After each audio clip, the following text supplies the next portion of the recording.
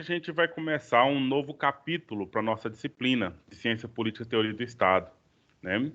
Então, a disciplina, eu só repetindo, ela é dividida em duas partes. Uma parte é a teoria do Estado e a outra parte é a ciência política propriamente dita, certo?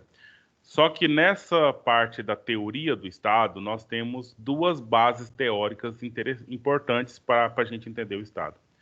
Aquela que nós encerramos até há pouco, que diz respeito à definição do Estado, à questão da origem do Estado, né?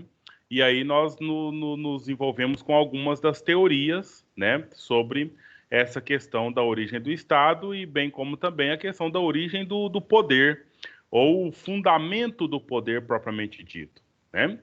Só que, especificamente, nós vamos entrar agora naquelas teorias que são as consideradas clássicas, né? Até então, nós estávamos vendo as teorias que eram consideradas as irracionais, né? Agora, as teorias clássicas, mas elas surgiram agora por volta da modernidade, no tempo da modernidade, né? E aí nós temos três autores muito importantes, três autores fundamentais para essa teoria, que seria Hobbes, inglês, Locke, inglês, Rousseau, francês. Além desses, nós temos o Montesquieu, que é francês, nós temos o Maquiavel, que é italiano, né? Então são autores que também são muito importantes, mas para o que se refere à questão da base mesmo, para entender o conceito de Estado, a estrutura de Estado, o fundamento do poder e essas questões todas, a gente tem esses três autores, certo?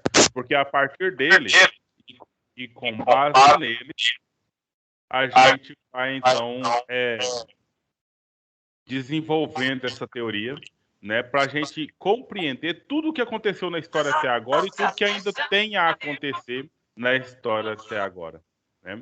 Então, você, de algum modo, eu queria só fazer essa pergunta inicial aqui, de algum modo, você pensa que, por acaso, um presidente da República, o Bolsonaro, por exemplo, se ele quiser, ele pode continuar sendo presidente, mesmo depois que ter terminado o mandato dele, e ele pode, por exemplo, não suspender, ele pode, por exemplo, não deixar que ocorra eleições. Se por acaso passa na sua cabeça a possibilidade disso poder acontecer, não estou falando disso pode acontecer no sentido da intenção dele, sabe? Eu não estou perguntando sobre a intenção dele. Eu estou perguntando sobre a estrutura de Estado que nós vivemos e que você vive. Você acha que você que tem votado, né, de 2 em 2 anos para prefeito, para governador e presidente, etc., você já tem uma vida até aqui. Você acha que existe a possibilidade do presidente querer continuar no cargo, mesmo sem eleição, e continuar no cargo? Você nem tem medo disso, de jeito nenhum. O João fez aí sinal com o rosto, eu percebi. E os demais aí? Você que tem mais história que os outros aí, ô Wender. Se você quiser, claro, falar, né? Você acha que tem corremos esse risco, né? Eu estou falando isso, eu não estou totalmente, eu não estou totalmente desconectado, não, gente. Porque vocês viram agora, teve eleição nos Estados Unidos, né?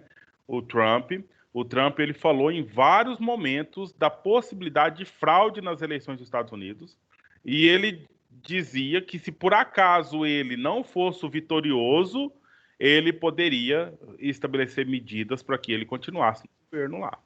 E saiu alguns memes, né? Não sei se vocês assistiram um meme dele na mesa, o pessoal carregando aquela mesa, ele com a mesa e jogou tudo dentro do caminhão para levar embora, né? Como se ele não quisesse sair de fato do cargo. Então, será que existe numa democracia, numa república onde nós estamos vivendo, existe possibilidade do presidente querer continuar no cargo e continuar? Nessa conjuntura que nós estamos vivendo agora? Não, eu acredito que não. O brasileiro experimentou muito a democracia e ele viu que é uma coisa boa, né?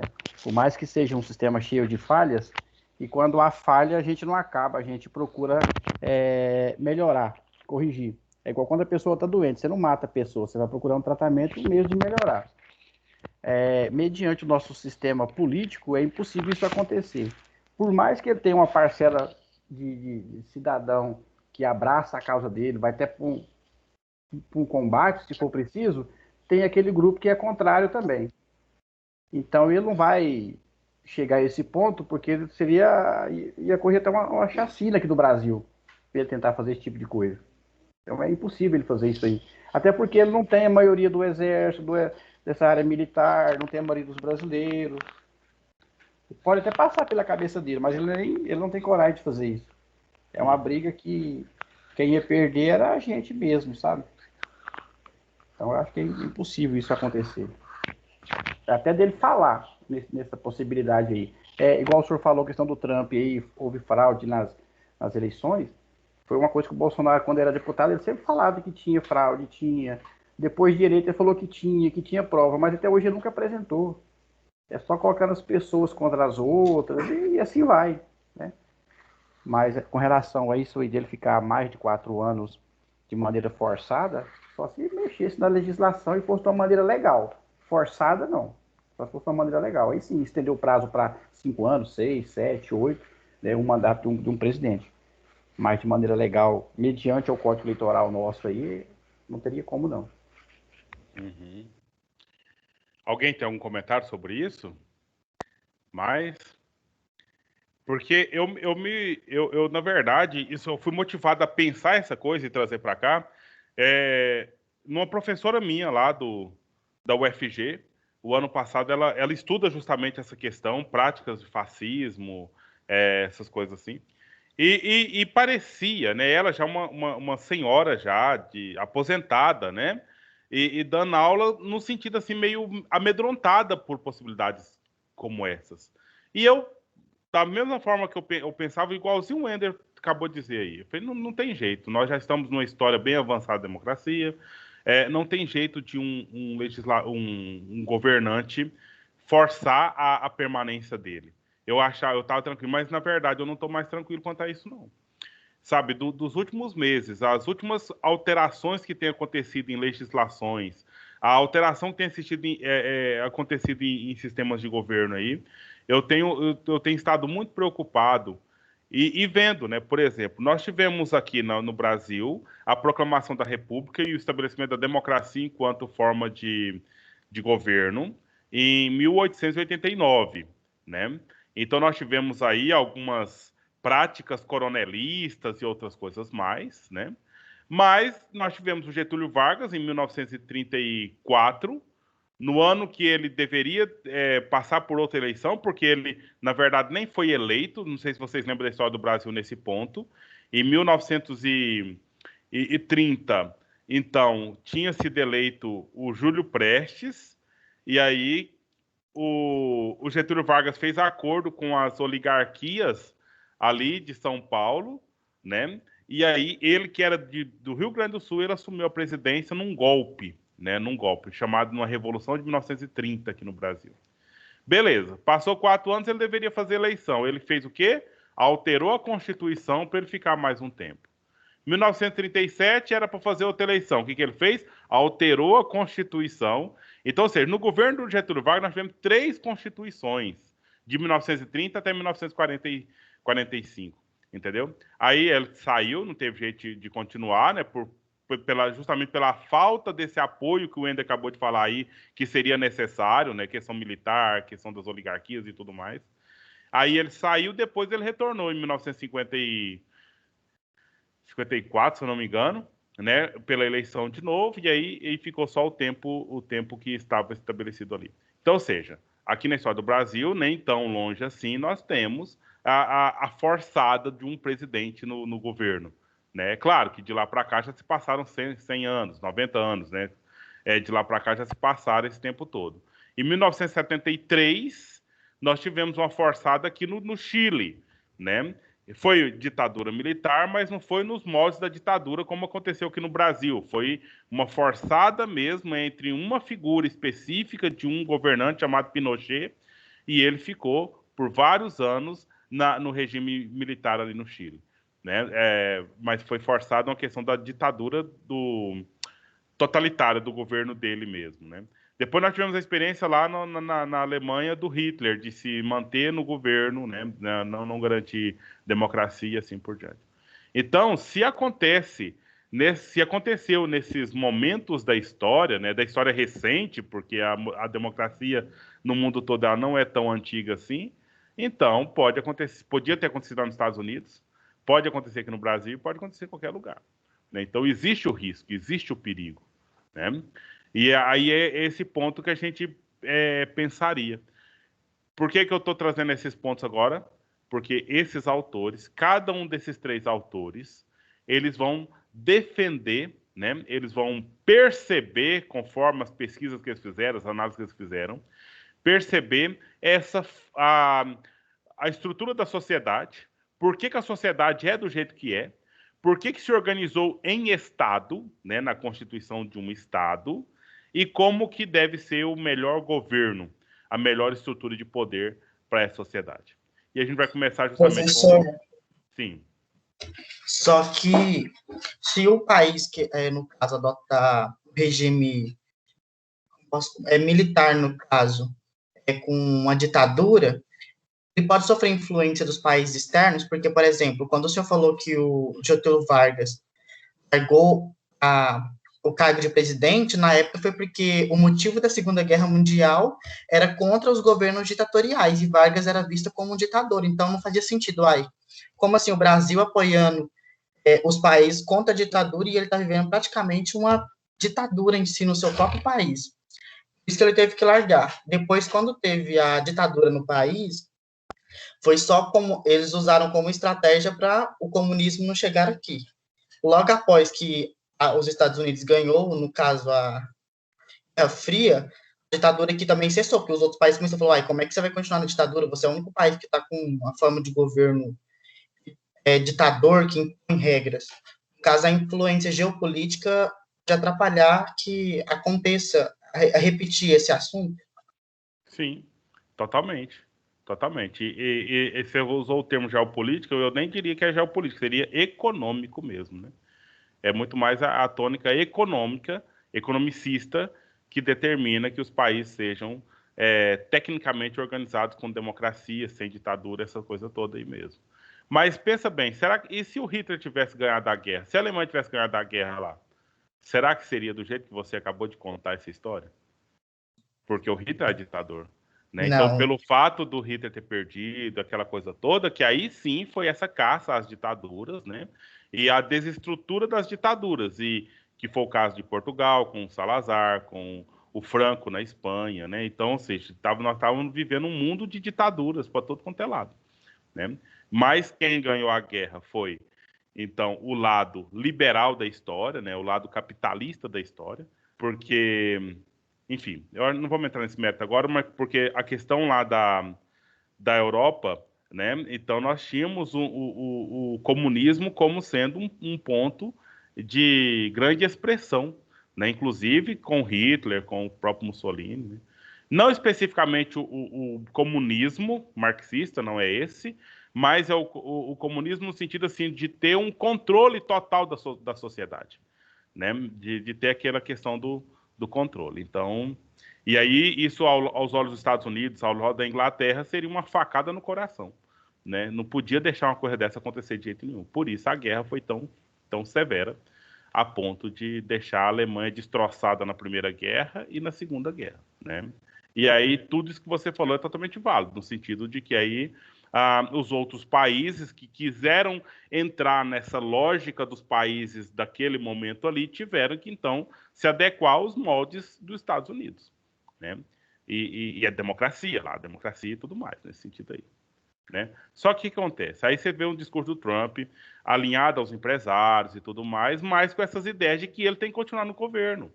O discurso do nosso presidente atual, do Bolsonaro, então é tudo alinhado à empresa, mas ele é a única opção que se tem para governar, entendeu? Então você vai escutando esse tipo de ideias aí, e aí vai vendo que o próprio capitalismo, aí por isso que eu falo a questão que é econômica, muito mais do que política, né? Então o próprio capitalismo ele vai então escolhendo as pessoas mais adequadas e vai qualificando essas pessoas a ponto de garantirmos governos que sejam interessantíssimos nesse sentido, né? Então, só um último pontinho nesse sentido aí. Nós temos o Bolsonaro já trocou tantos ministros, né? Da educação, da saúde. Mas qual que é o ministro que ele não mexe e que ele já disse várias vezes que, olha, eu não tenho problema nenhum com o ministro fulano de tal. Nosso problema, eu e ele, é zero. Não tem problema nenhum. Qual que é o ministro que ele não mexe e que ele também não dá palpite e que ele também não faz nada com ele? Vocês sabem? Da economia? Justamente, o Paulo Guedes. Em tudo quanto é situação, o Paulo Guedes, o acordo que o Bolsonaro fez com ele, ou que ele fez com o Bolsonaro, está totalmente blindado, sabe? É um acordo que foi feito, um casamento perfeito de que não tem nenhum tipo de ruído nesse sentido aí. Então, aí se a gente vê por esse lado da economia, o Paulo Guedes ele tem as medidas, as ideias, a política monetária que ele tem feito de lá para cá, né?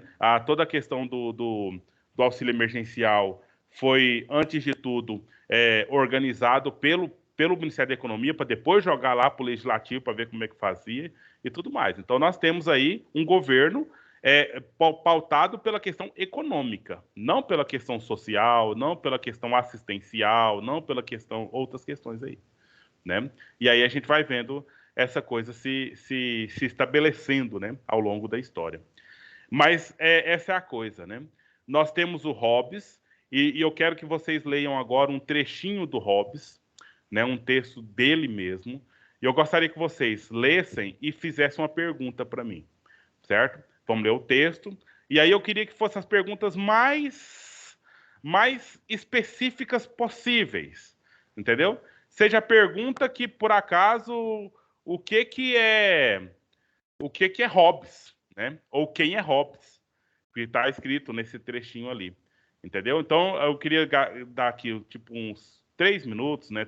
Uns 5 minutos, porque é um parágrafo, e aí você tem que ler com cuidado. Aí você pode fazer quantas perguntas quiser fazer. Antes de eu liberar vocês fazerem a pergunta, eu quero mostrar aqui como que você vai entrar nisso, né? Como que você vai chegar nelas, para que você não fique de todo perdido aí, nesse sentido, tá? Deixa eu só entrar aqui pelo... E aí eu vou transmitir a tela aqui para vocês verem aonde vou pegar essa pergunta, certo? E como que a gente vai fazer isso. Deixa eu compartilhar minha tela. Certo, vocês estão vendo a minha tela a partir de agora. Então, o que nós vamos fazer? Eu mandei o link lá no WhatsApp, eu vou abrir aqui o WhatsApp, certo? Então, tá aqui, a aula hoje, né? Então, clica aqui no link da aula.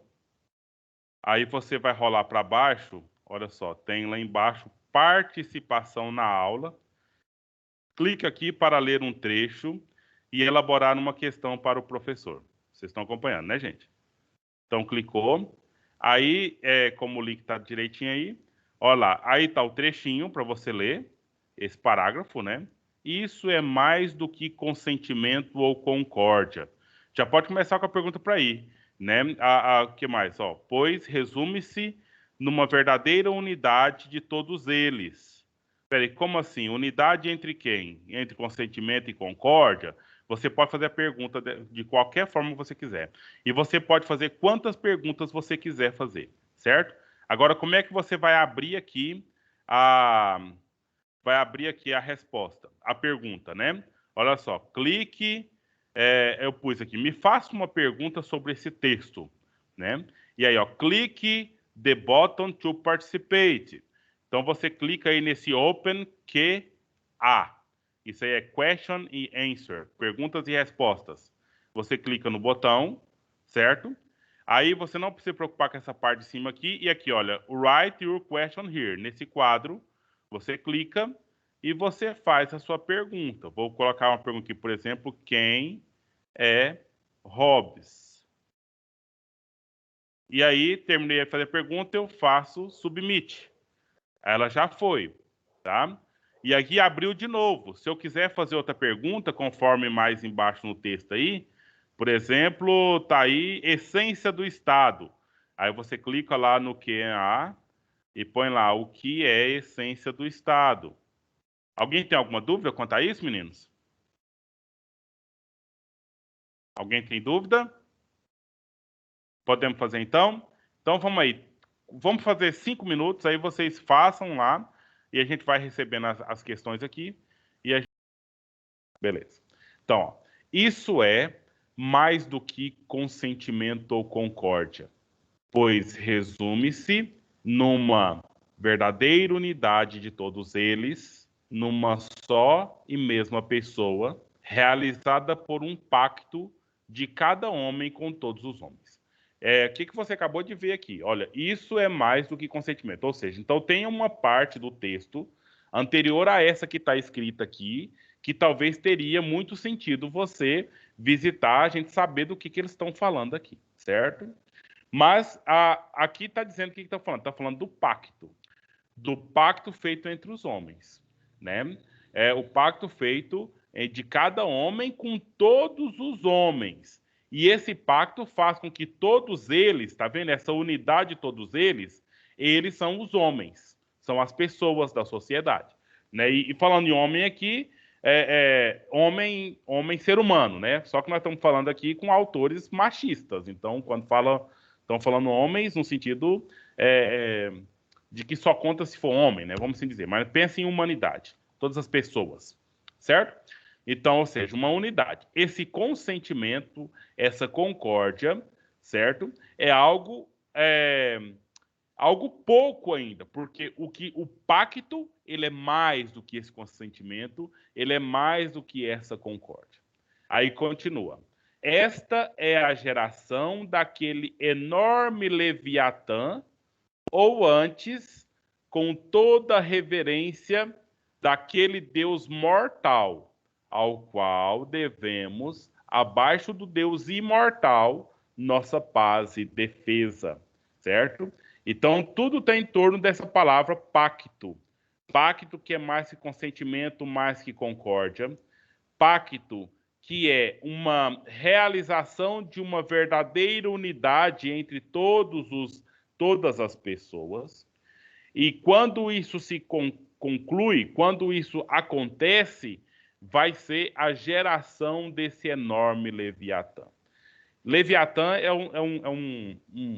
sei lá, um demônio, é um monstro, é um grande monstro, né? Ele está da literatura fenícia, mas também ele foi dito num livro da Bíblia, não sei se foi de Jó ou de Jonas. Então fala desse monstro marinho, uma espécie de crocodilo e tudo mais. Mas, seja, é um deus da guerra, um deus que protege contra a guerra e está pronto para se estabelecer a guerra. E aí a gente verifica o Hobbes, que também é um cara religioso, trazer para esse contexto dessa conversa de que essa unidade entre os seres humanos, entendeu?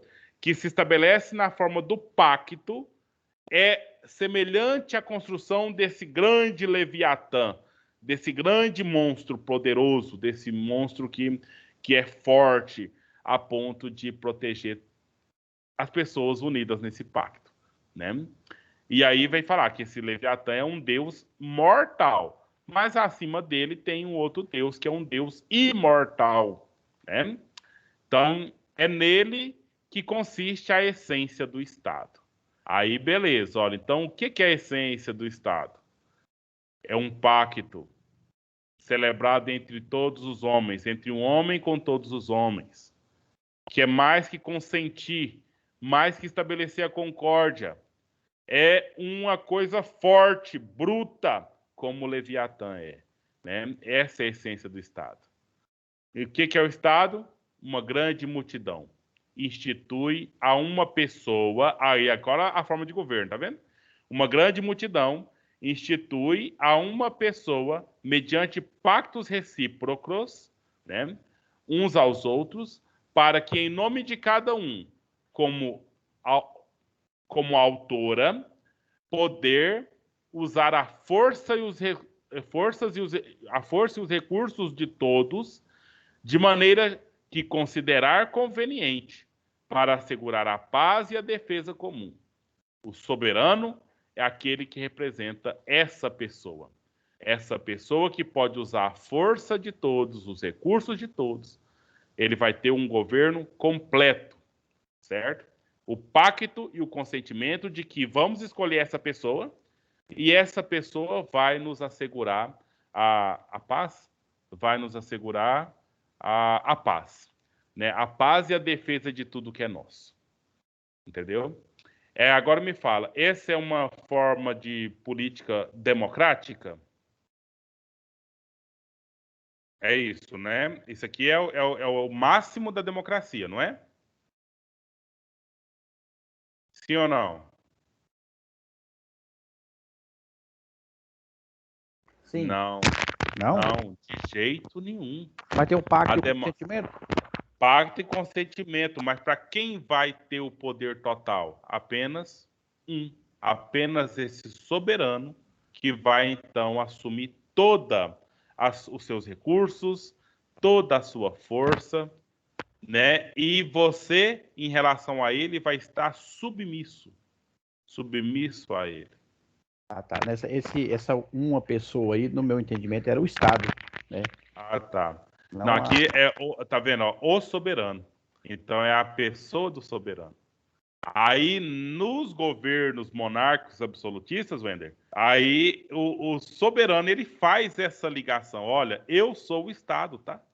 Eu sou soberano e não tem diferença nenhuma entre eu e o Estado. Então, você deve a sua submissão.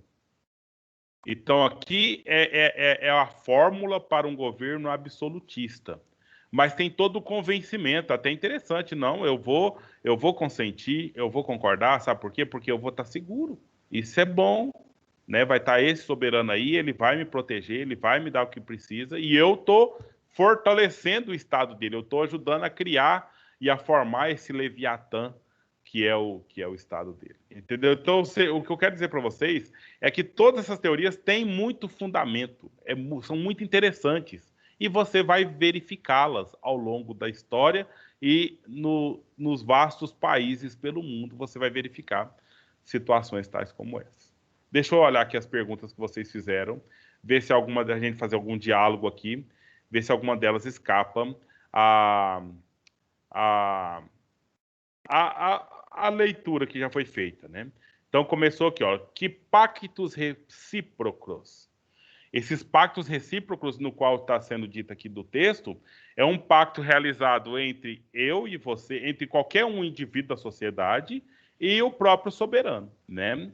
Então, ou seja, eu faço um pacto soberano que vou obedecê-lo, permitindo a ele, o que permite para ele aqui? Que ele possa usar, olha, para em nome de cada um e como autora, né, poder usar a força e os recursos de todos, de maneira que ele considerar conveniente. Entendeu? Então, ou seja, esse pacto recíproco, de que então eu faço o pacto de ser súdito e obedecer, e ele faz o pacto de me assegurar a paz e me guardar e me defender diante de tudo que acontece por aí. A pessoa que fez essa pergunta pode se manifestar? Quem foi? Fui eu. Ana Ana Paula. Se sentiu respondida aí, Ana Paula? Entendi. Quando o senhor estava lendo, eu já tinha entendido. Já percebeu, né? Não, é bom para a gente registrar aqui mesmo, para a gente colocar. Então vamos lá. Quem seria aqui agora? Quem seria? Deixa eu abrir de outra forma, pôr um S aqui. Pronto. Aqui. Quem seria a figura do soberano, né? Então, justamente, esse que vai ter esse poder nas mãos, esse poder total nas mãos, para fazer o que ele achar que é conveniente, para que ele possa, então, garantir isso aí. Agora, não está claro para a gente aqui o que forma esse soberano, né? Se é um representante aí, se é uma linhagem, né? Se é um nobre, essas coisas todas não estão bem claras conforme essa leitura aqui, não. Mas o poder constituído da época que o Hobbes viveu e no país que o Hobbes viveu era uma monarquia tradicionalíssima, né, com várias dinastias, ou com um segmento de grandes dinastias por aí. Então, se a gente entende que o que o Hobbes já entendia como figura do soberano seria o rei, né? O rei, e especificamente o rei que tem, aí já tem trechos que já se denuncia isso, o rei com poder absoluto, o rei absolutista, certo? Aí vamos fazer o seguinte, aqueles que responder aí quiser falar, comentar alguma coisa, né, que fez a pergunta, que falar que tá beleza ou que, não entendi ainda não, professor, explica melhor um pouquinho. Podia, por favor, se manifestar, tá? Quem que fez essa pergunta aqui da figura do soberano? A pessoa quer se manifestar? Foi eu, mas já, para mim já ficou claro já. Beleza. E aí veio a outra pergunta aqui, que é... Deixa eu ver como é que eu tô... Ah, tá. Tô aprendendo a mexer com esse recurso aqui também agora. Então, quem é o soberano? Uma pergunta que escapou para trás aqui, né? Quem é o soberano que representa essa pessoa? Né? Então, tá mesmo um pouco dentro dessa questão que nós acabamos de falar, né? Que é justamente esse estabelecimento. Ana Paula, você quer comentar, Ana Paula? Seu áudio tá ligado aí. Esse soberano é essa pessoa constituída que possivelmente tem uma linhagem, é de uma monarquia e etc. Mas que é o que vai exercer poder total sobre todos os demais. Né? E essa unidade? Essa unidade é o pacto. Né? Em Hobbes, especificamente, nós temos o pacto social. E esse pacto social celebra esse consentimento de você, né, faz um pacto comigo, de que você não vai mexer nas minhas coisas, e eu faço um pacto com você que você não vai mexer, que eu não vou mexer com as suas coisas, e que nós dois vamos, então, dever obediência ao soberano, e o soberano vai nos guardar, vai nos assegurar a paz, vai nos defender ante os estrangeiros e tudo mais. Aí, certo? Então, se estabelece essa unidade. E aí tem o desenho que ele coloca. O que é o desenho? É o próprio Leviatã, né? O Leviatã que seria, então, essa unidade de forças, cada um com a sua condição, cada um com suas possibilidades, mas todos integrando um único corpo que é o Estado, certo? Que é o Estado. Só que o Estado tem uma cabeça, entendeu? Tem uma cabeça que é o soberano que vai definir para onde a gente vai e como que a gente vai agir, certo? A gente viu isso aqui naquelas teorias orgânicas, lembra do Estado? Em se pensar lá, tem uma classe são os membros, outra classe é o estômago, outra classe é pensar na questão um pouco dessa organização do Estado, e entendendo que tem hierarquia, sabe? Tem alguns que são mais importantes que outros. E quem está na cabeça é muito mais importante do que quem está sustentando os pés ou carregando os instrumentos ou qualquer coisa nesse sentido aí. Né? Então, quem é Hobbes? Não sei se essa já foi a pergunta que eu fiz, né? Então, o Hobbes é o autor que nós estamos estudando, que faz parte daqueles lá, os três porquinhos da ciência política, né? Hobbes, Locke e Rousseau, e é o inglês mais tradicional deles todos. Quem é o Deus mortal? O Deus mortal é justamente essa personificação do Estado, entendeu? É a própria ideia do Estado enquanto essa união feita aí pelo pacto social. É o Leviatã, né, que aí traz a figura da mitologia para fazer a semelhança, né, para fazer a comparação. Então, o próprio Deus mortal é esse estado que se estabelece, né? Mas sabendo que tem o Deus imortal, porque está dentro da estrutura. E eu acho que tem até uma pergunta mais à frente aqui: esse Deus imortal é o Deus do cristianismo? Justamente. É o Deus cristão, né, que se estabelece aí e abençoa o Estado, abençoa o soberano, né? E se você, então, é súdito e obediente ao soberano, você também vai ser abençoado nessa estrutura, ok? Quais são as forças e os recursos de todos? Então, a força de todo precisou da guerra? Conte comigo, a minha força para me lutar em favor do meu Estado. Precisa produzir alimentos e tudo, conte com a minha força para trabalhar, né? E os recursos? É o que eu já tenho acumulado, entendeu? Então, no caso, olha aí, Wendel, que nós estávamos falando aquela hora da condição de você se tornar um súdito.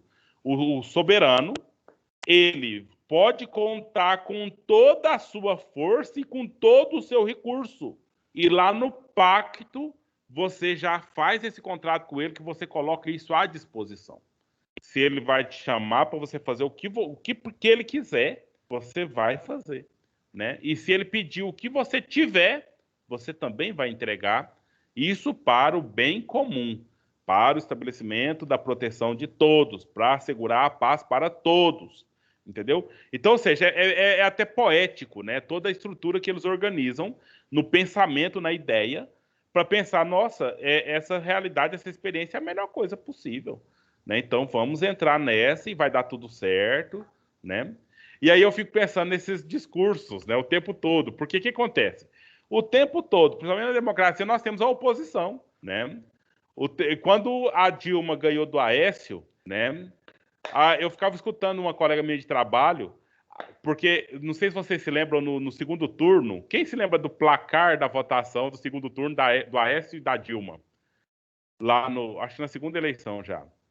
Então, 50 milhões de votos para o Aécio, 54 milhões de votos para a Dilma. Então, ou seja, pensando nesses milhões todos, a diferença de votos foi muito pouca, né? E aí essa colega minha falava, mas e os 50 milhões de brasileiros que não foram contemplados com essa eleição? E os 50 milhões de brasileiros que não foram contemplados, que estão insatisfeitos com a presidenta Dilma. E esses 50 milhões, e ficava o tempo todo fazendo a oposição contra a presidenta Dilma, né? Agora, nós temos, então mudou, né, o cenário, o Bolsonaro foi eleito, então tem a oposição ao Bolsonaro, né, os milhões de brasileiros que queria que fosse o Haddad, né, pensando só no segundo turno da última eleição. E aí o que é os defensores? Tanto naquela época, que eu lembro muito bem, quanto nessa, nós temos que deixar o presidente governar, nós estamos atrapalhando o presidente governar, nada de partidarismo agora, vamos trabalhar em prol do Brasil. Então seriam essas ideias, né, de que é justificado, já que ele chegou, já que ele foi eleito, é justificado todo o uso da força, todas as decisões, sejam erradas, sejam péssimas, mas é tudo justificado para que nós deixemos que quem ganhou governe. E não reclama, não fala mal, fica caladinho, né? Obedece, aceita, né? Então é melhor já ir se acostumando, entendeu? Então são todas essas palavras, esses termos colocados para que a gente aceite aquilo que foi posto e pronto. E deixa a coisa acontecer. Entendeu? Mas aí essas forças, né, que a pessoa perguntou aí, os recursos, é tudo aquilo que é nosso, aquilo que é do indivíduo. Mas no pacto o indivíduo coloca à disposição do Estado, e quem é que vai decidir por usar ou não usar? É o soberano. O soberano que vai tomar essa decisão, e conforme ele decidir, tá tudo certo. Certo? Deus imortal e Deus mortal. Deus imortal é o Deus cristianismo? Justamente, nós já falamos, né? É esse mesmo. Quem ou qual seria o Deus mortal?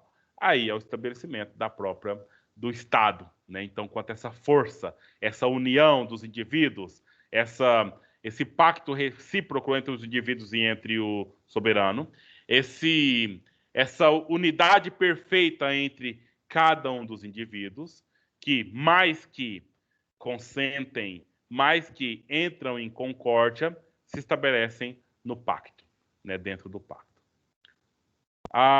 O poder que ele consiste é o ditador? Aí que não, né? Por que não é o ditador? O ditador, ele dita, ele impõe. Agora aqui, o que nós temos? Nós temos... Que palavra nós temos aqui que é totalmente contrária à do ditador, meninos? No texto.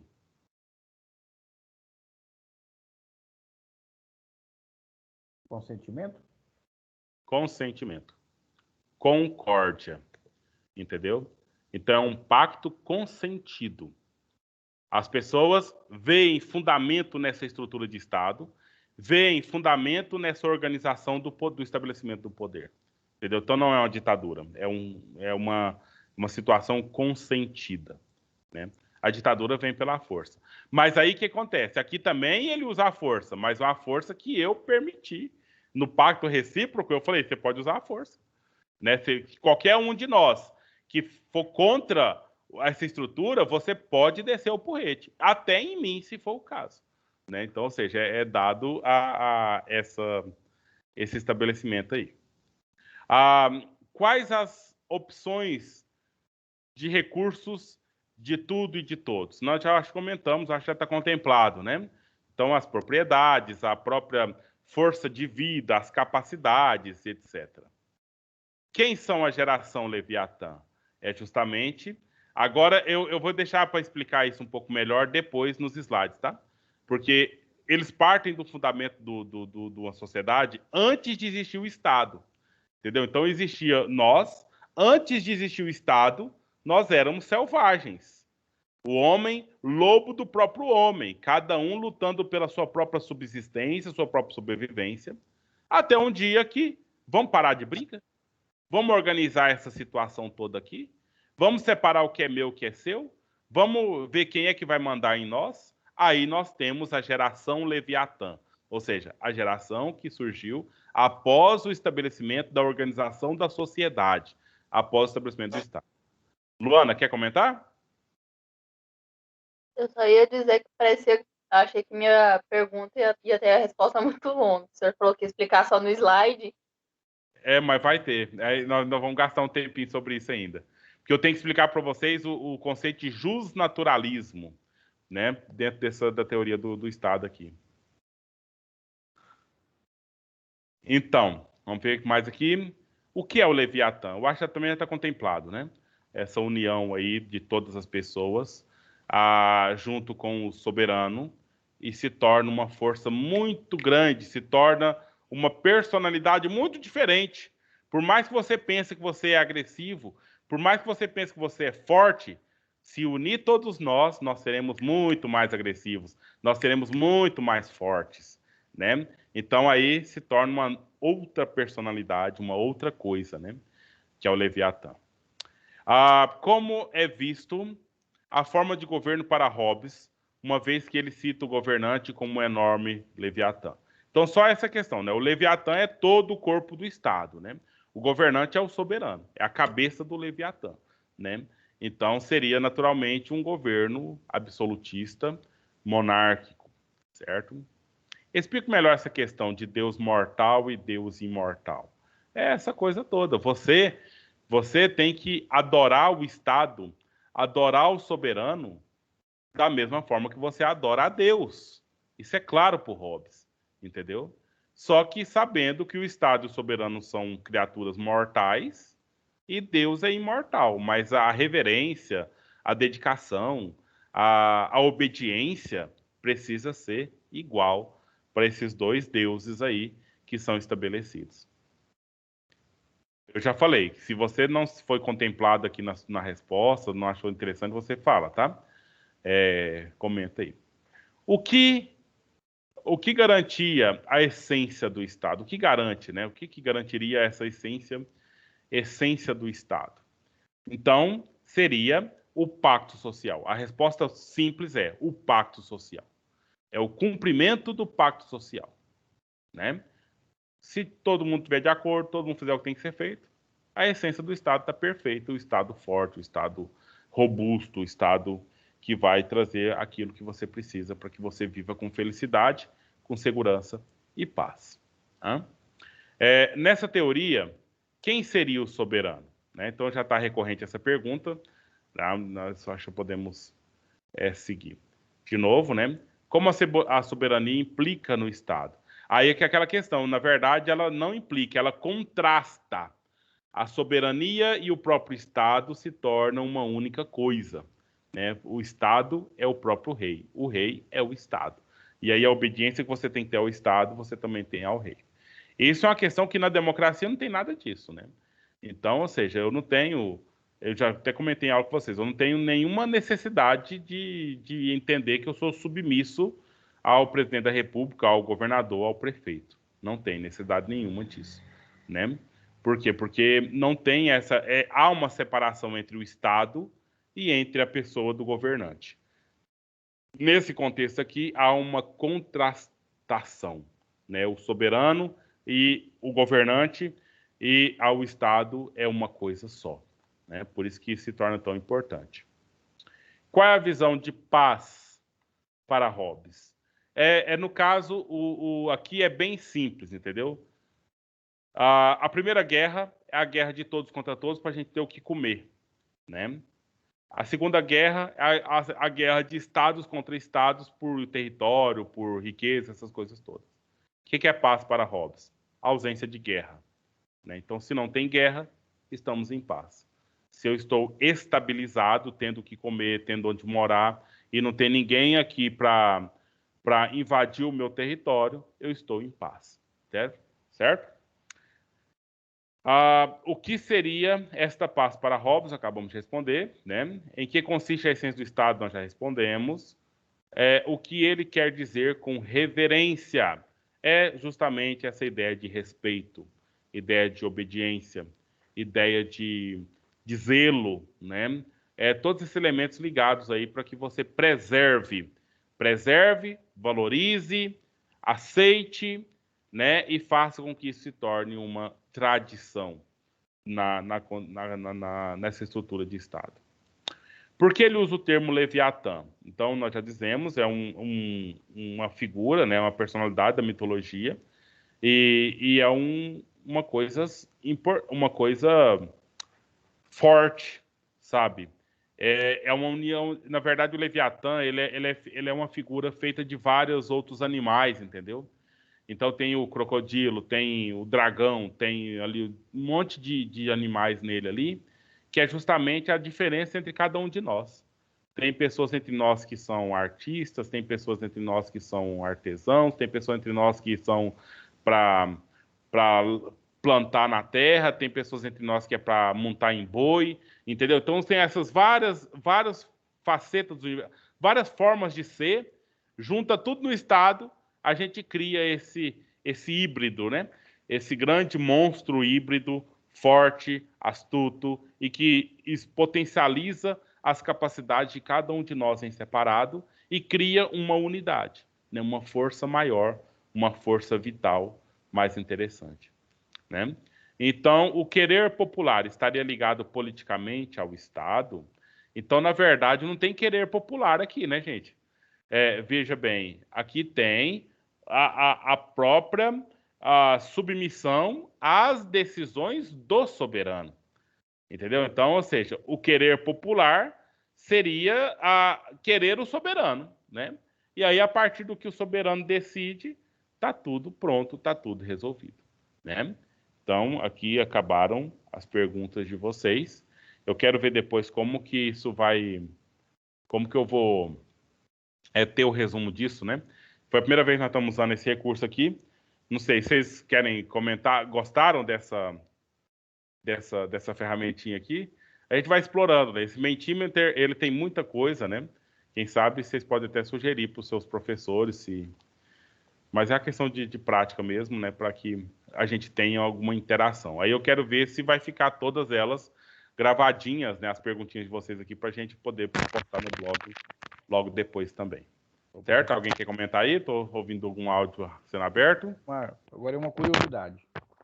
Esse pacto e consentimento aí do povo com o soberano, ele se daria através de uma assembleia ou de representantes de distritos, de regiões.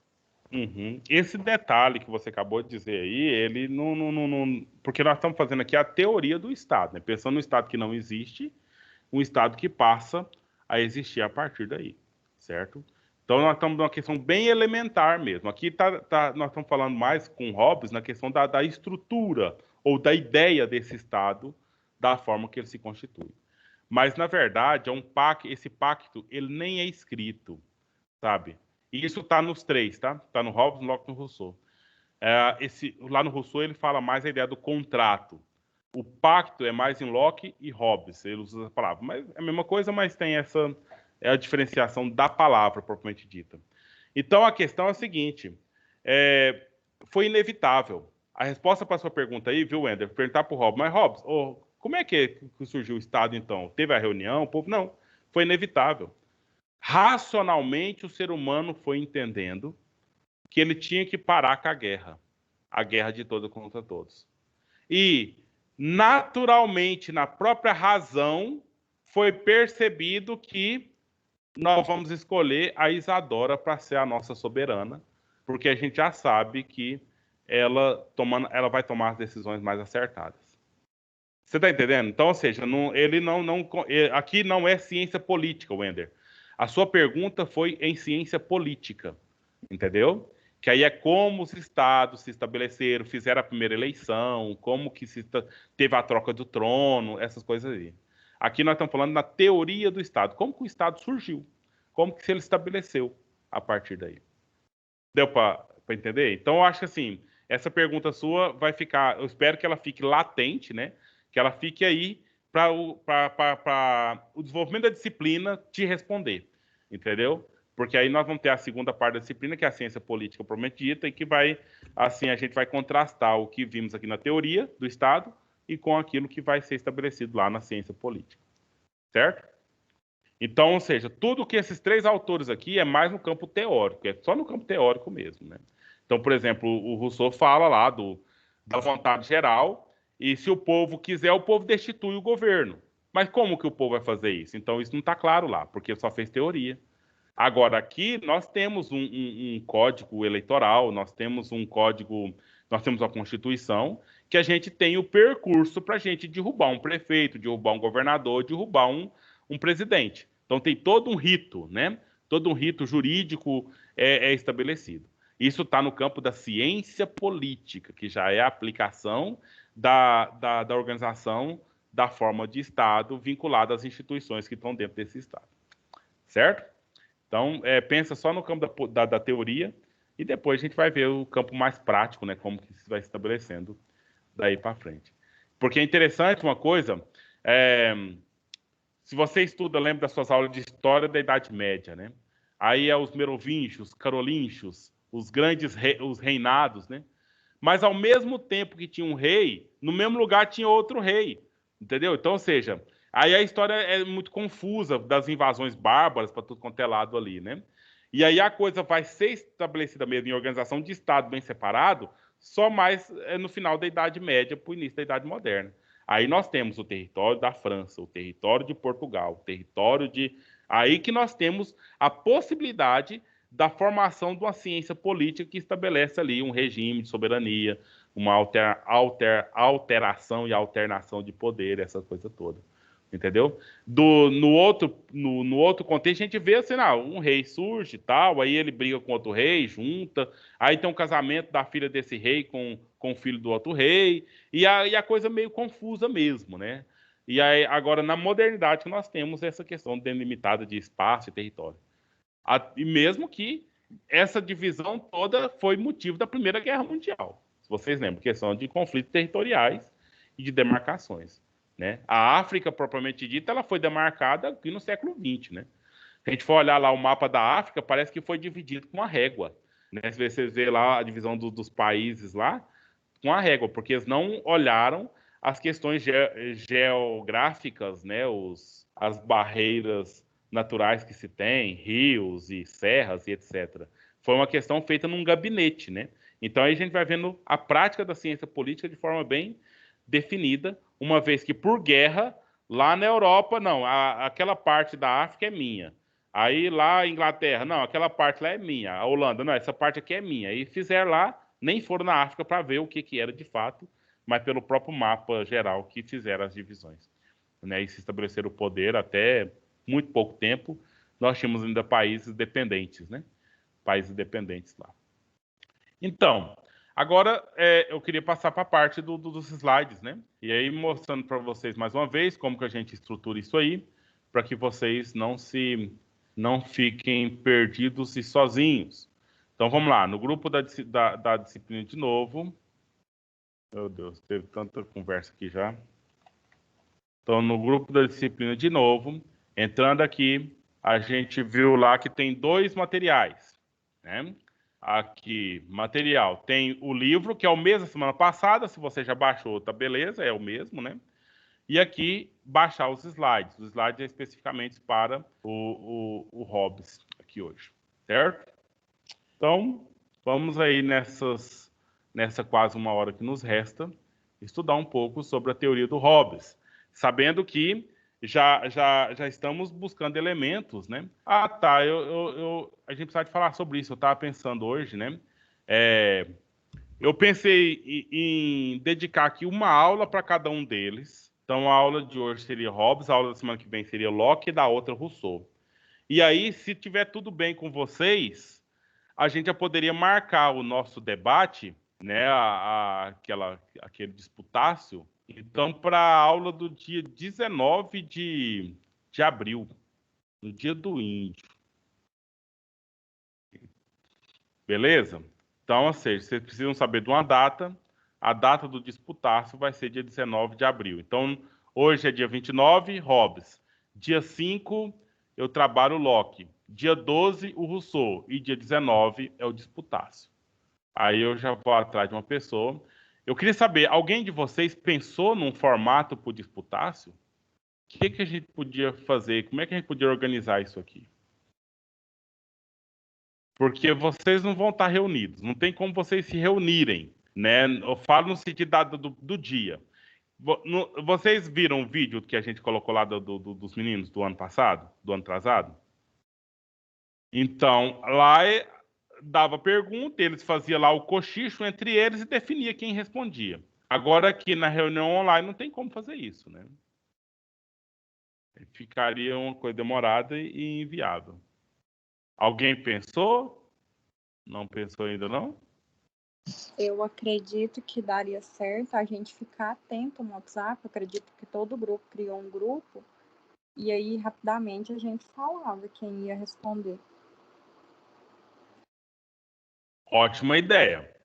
Pode E eu dar penso muito com certo temas isso. específicos também, tipo assim, joga um tema lá na roda e a gente debate em cima desse tema, entendeu? Uhum. E a gente, então, vai tirando esses temas agora, né? Tipo, tem propriedade, soberania, né? Governo, força. Se vocês vamos amadurecendo essa ideia aí que a Isadora acabou de falar, né? Porque aí a gente lança aqui o debate. Tipo, o grupo do Hobbes faz a pergunta para o grupo do Locke. E aí a gente dá o tempo, né? A gente vai ter as 2 horas, talvez nesse dia a gente prepara para ficar as 3 horas, né? Quem sabe? Porque aí mesmo que fica silêncio muito tempo, que é o tempo que o grupo tá pensando e está discutindo lá entre eles no grupo, aí depois a gente edita aqui o vídeo e corta esses buracos, né? Esse silêncio. Mas então vai pensando nessa situação aí, tá? Ver como que a gente vai poder, então, encaminhar. Eu acho que vai dar certo, vai dar muito certo. E aqui nós vamos, então, verificando esses pontos. Pessoal, então, olha só. O objetivo geral aqui, então, é verificar aí as teorias de justificação do Estado, né? E esse argumento é um argumento com base racionalista, né? Teoria de ciência humana propriamente dita. E nós vamos estudar os 3 autores, Hobbes, Locke e Rousseau, e a nossa aula de hoje vai ser, então, sobre o Hobbes, né? Então, veja bem, uma coisa básica para os 3 é começar com essa ideia de entender o ius naturalis. Ius significa lei. Opa, errei aqui. Ius significa lei.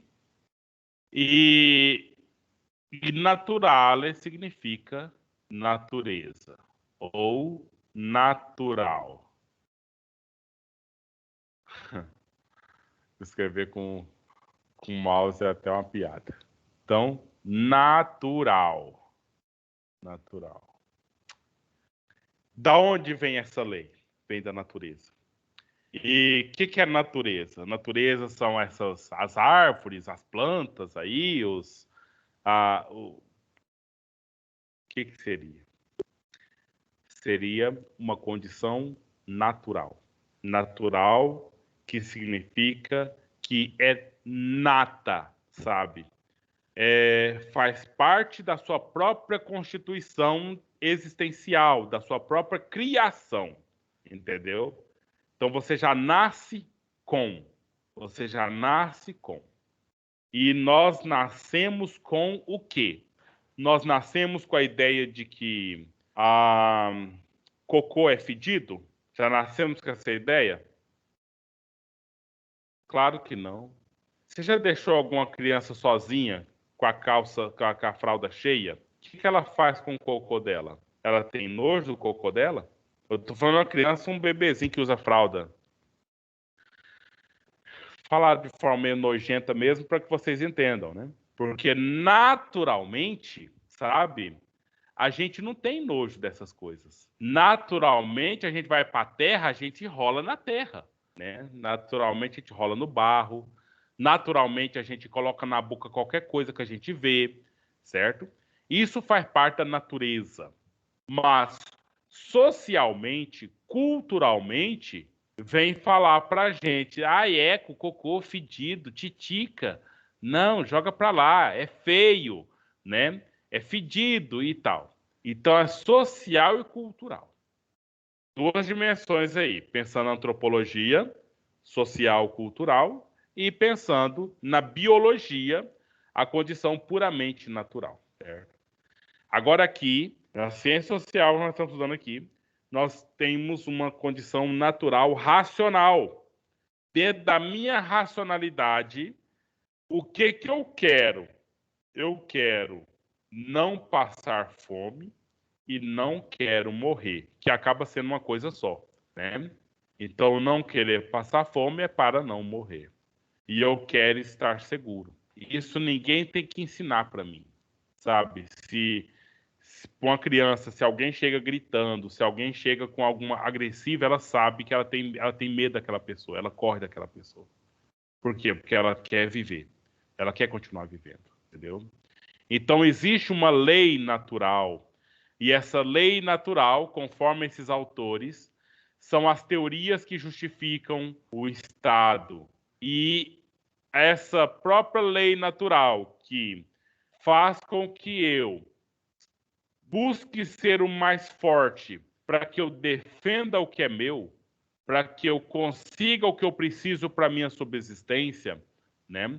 Essa própria lei natural evoluiu racionalmente na condição da raça humana, que fez com que eu não me parecesse mais tanto com um macaco ou com o boi, com qualquer animal que luta pela sua própria preservação, sua própria existência. Então, essa lei natural foi evoluída, produto da raça humana, para que a gente estabeleça uma convenção, para que a gente estabeleça um acordo, né? Coisa que o cachorro nunca pode fazer. O cachorro não vai chegar para o outro cachorro e falar assim, olha, você não briga comigo, não. O cachorro não faz isso. Mas o ser humano faz isso. Nós podemos ter inimigos de morte, mas pela nossa inteligência e razão, a gente pode estabelecer uma reunião com essa pessoa e dizer, vamos fazer as pazes? Vamos evitar essa briga entre nós? Vamos fazer um acordo? Quanto você quer para você me deixar em paz? Entendeu? Isso é tudo coisa da razão humana que outros animais não conseguem fazer, outros animais não têm condição de fazer. Os animais o que fazem? Eles matam. Aqueles que incomodam, eles matam. Ou põem para correr, né? E ele não volta mais. Agora, a razão humana, ela é capaz de fazer convenções, né? Convencionar. E aí, essas convenções são essas teorias do contrato social, né? Aí nós temos uma turma chamada contratualistas, uma turma chamada pactualista, que é a turma do pacto social. Isso aqui a gente sabe que é sinônimo, né?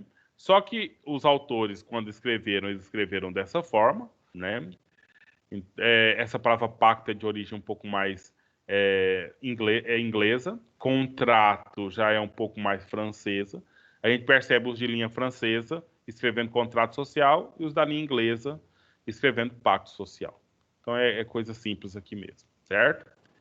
Enfim. Professor, Sim. o senhor está compartilhando a sua tela? Uai, tô. É porque para mim parou de aparecer. Não sei se foi só para mim, não sei se foi um problema aqui. Vocês estavam vendo, gente? Pra mim também não dá pressa não, professor. Uai, mas aí... Ah, E agora? Voltou agora. Que coisa, hein? Então eu tava aqui pensando, vocês estavam vendo, olha o tanto de desenho que eu fiz aqui, mais para cima. Certo? Então, justnaturalismo, lei natural, que fruto da razão humana, nós estabelecemos uma convenção. Qual é o nome dessa convenção? Qual é o nome dessa convenção, por favor? Pacto. Pacto social ou Contrato. contrato social. Contrato é uma visão mais francesa, né? Que aí vem os contratualistas com base nisso. E o pacto social é uma versão um pouco mais inglesa, que são os pactualistas. Ok? Então os slides estão aí já disponíveis para vocês, tá, gente? E aí? Como é que é a questão? Porque o Ender, como qualquer um moderno, já quer saber qual que é o encaminhamento, né? Mas aqui é o fundamento que nós estamos vendo. Então, o que foi o fundamento? Da onde eles partiram? Partiram do estudo das comunidades primitivas, certo? E viu como que as pessoas se organizavam lá, primitivamente. Percebeu que teve alterações. Até, eu queria indicar um filme, eu não lembrei antes, mas aquele... Guerra do Fogo. Já ouviram falar nesse filme, gente? É um filme antiquíssimo, que os professores de história lá do primeiro ano costumam passar para os meninos. Aí fica pulando as partes lá, né? Que é bem naturalista, né? O filme, é bem naturalista. E ali tem uma diferença. A Maria Eduarda deu o sinal de que já viu, né? Então ali, Maria Eduarda, o que não tinha ali? Não tinha noção de família, sabe? Faltava a noção de família. Porque os seres humanos viviam como qualquer animal, né? E se tem animal ali, as fêmeas são compartilhadas com quaisquer macho ali dentro do grupo social que vivia. E lá no filme Guerra do Fogo era da mesma ideia. A partir do momento que se estabelece a ideia de família, aí vem as teorias familiar da origem do Estado. Aí nós temos, né, um homem, uma mulher, seus filhos, a propriedade privada para eles, sabe? E vai se estabelecendo a organização de Estado a partir daí. Se vocês puderem, assistam esse filme, Guerra do Fogo, né? Guerra do Fogo. Se eu achar ele, eu coloco aqui no blog depois como sugestão para vocês aí. Mas esse estudo dessas famílias primitivas, a gente percebe, né? Ou Hobbes, Locke e Rousseau perceberam, né? O estado de natureza. Como que o ser humano é naturalmente. Hoje a gente vê esse estado de natureza no bebezinho, na criancinha. Então, por exemplo, eu vou até contar uma história, né? Sexta-feira eu ganhei um presentinho pro meu filho, né? Meu filho tem 3 anos e meio. O moço, eu fui numa fazenda e ele falou, não, vou te mandar um presente pro seu filho. E veio lá com 4 pintinhos de garnizé, né? E eu falei para ele, não, esses pintinhos vai dar trabalho lá em casa, ele vai matar esses pintinhos. Ele falou, não, se ele matar, você vem cá e busca mais, que eu te dou. Beleza, trouxe os pintinhos para casa. Aí meu filho não estava aqui na sexta-feira, chegou no domingo, e aí eu mostrei para ele, ele ficou todo com medo do pintinho, não pegava o pintinho, né, tal, né. Aí no domingo à noite ele já começou, nossa, ele é fofinho, tal, né. Agora à tarde eu estou escutando os pintinhos piar lá, meu filho pegou um pedacinho de pau e tá lá, na gaiola, batendo os pintinhos, né, batendo os pintinhos. Então, aí que a gente vê a condição natural do ser humano. Ele bateu, enquanto estava com pessoas próximas, ele estava muito social, cultural. Ah, pintinho bonitinho, fofinho e tal. Quando ele estava sozinho, aí ele se revelou o monstro que ele é. Eu estou falando de um bebê de 3 anos e meio. Se deixasse da forma que estava, ele quebraria as pernas do pintinho, ele mataria os pintinhos lá. E perguntaria, Kevin, o que você fez? Não, fiz nada não. Né? Não vai se sentir culpado, porque ele é um monstro. Ele é um monstro. Como qualquer um de nós é um monstro. Entendeu? Mas, no convívio social, nós aceitamos já o pacto. Nós não pensamos esse pacto mais, porque já está na cabeça. Não, eu tenho que ser social, eu não posso me mostrar agressivo, né? Eu tenho que usar só o que é meu e não pegar o que é do outro. Essa coisa toda aí, entendeu? Então, a pesquisa que esses autores fazem é olhar para esse estado de natureza de todo e qualquer ser humano e aí perceber, numa visão metafísica, né, que eu sou o que sou. Por quê? Porque existe uma força além disso. Existe um poder além de mim e esse poder me governa. Esse poder me orienta, esse poder me estabelece. Entendeu? E esse poder, eles falaram, é o direito natural. É o direito que vem de fábrica em todos nós. Já nascemos com ele na cabeça, certo? Aí vai das teorias. Deus que criou a gente, se você acredita nisso, então Deus colocou em você já o princípio natural do direito. Aquilo que é certo, aquilo que é errado.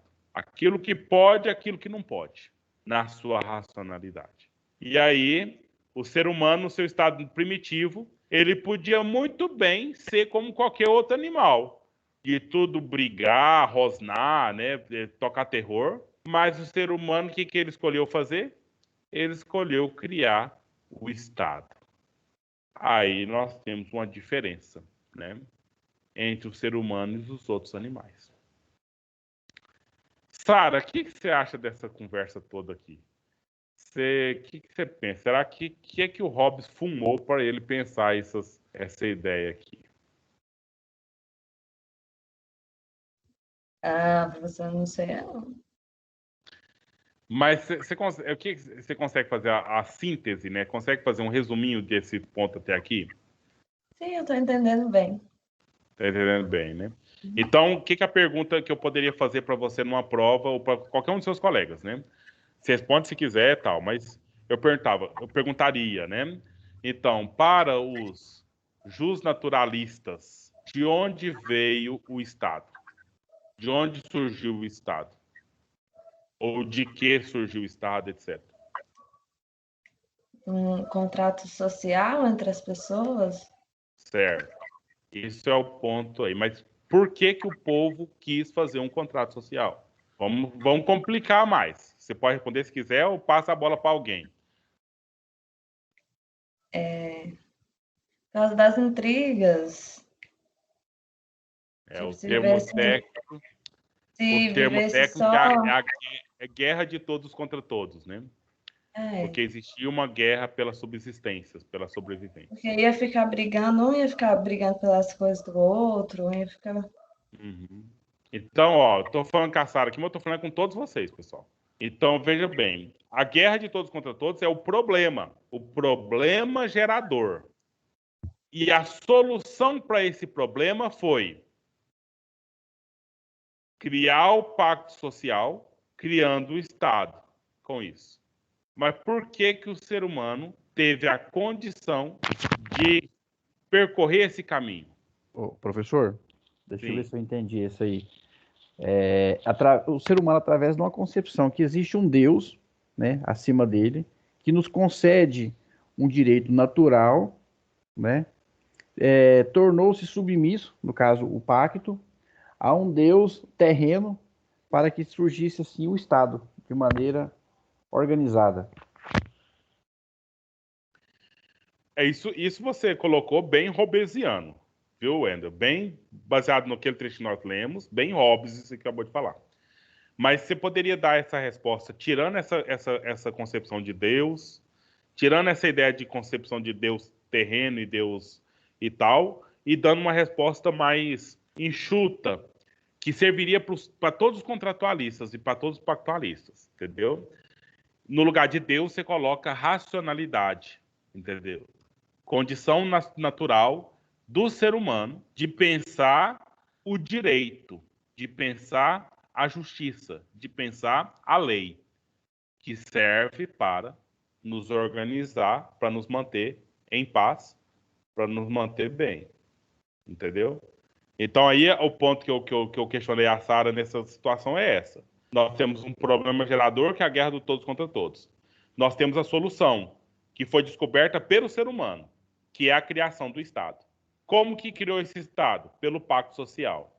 Mas por que o ser humano fez isso? Porque o ser humano é racional. Pela racionalidade humana, ele achou esse caminho de organizar tudo em sociedade, estabelecendo um pacto social. E acabando com a guerra de todos contra todos.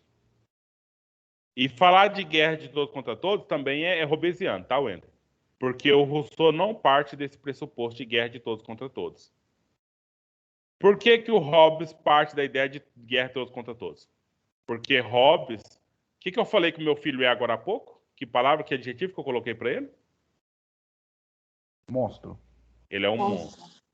E quem fala isso para qualquer ser humano que existe é o Hobbes.